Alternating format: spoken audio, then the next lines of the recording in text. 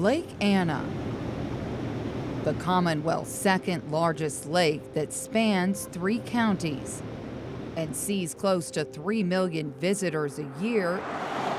15-year-old Ava Inglet is one of them. I'd gone there for many years with my friends. And this year was no different.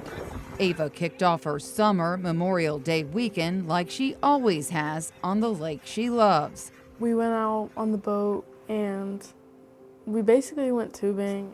It was really fun. Until it wasn't. The second day I was home, I started feeling my stomach was hurting and I was vomiting and stuff. I told my mom, I feel like I'm gonna die. It was horrible. I couldn't even walk. Just laying in my bed, turning over. And I said, no, not today. Ava's parents rushed her to the hospital where blood work confirmed she was in renal failure. She went to the PICU and she had a catheter surgically placed in her groin, and they immediately started dialysis, and she had 4 rounds of dialysis. She had 4 blood transfusions.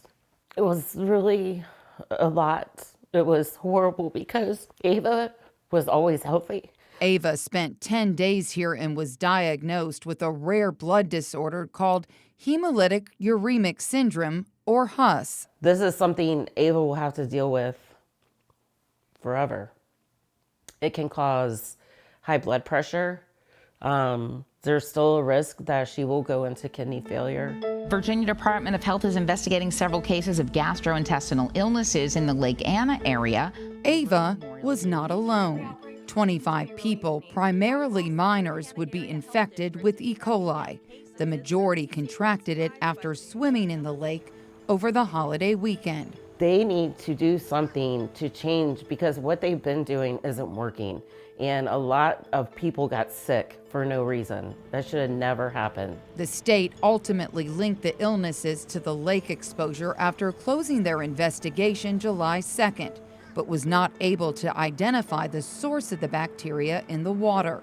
That was after collecting samples from 6 areas of the lake starting around 2 weeks after the holiday weekend. None of those toxic forms of E. coli were found in the actual water. I would go one step further and try to take more samples. Dr. Rachel Noble is a professor of marine science at the University of North Carolina, Chapel Hill, and an expert on water quality testing, but not affiliated with the Lake Anna investigation. I would want to put orders of magnitude more funding into the water quality monitoring because of the economic cost that could happen if I don't do that. Under the Freedom of Information Act, CBS 6 requested E. coli-related communications from the Virginia Department of Health on the Lake Anna investigation.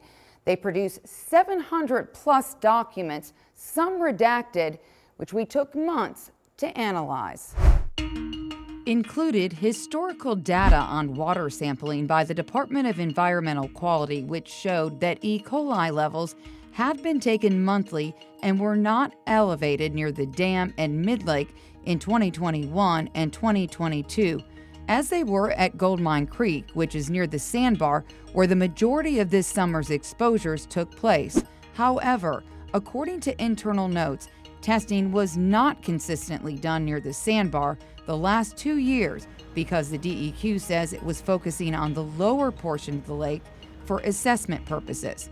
In 2023, E. coli testing was only done once on November 13th, and this year, prior to the outbreak, in February and March. March 12th test, which was 2 months before the Memorial Day weekend, there was an E. coli reading in that area of 816 counts, which exceeded threshold levels and doubled the limit. I would like to know why they did not alert the public to this high reading, because if I would have known that, I would not have let my daughter go down. You can swim in other areas with being fine, because the lake is pretty big. The public needs to know that if you're above that standard, there's a solid likelihood that you could become ill. So that acceptable risk is the driver for the entire program.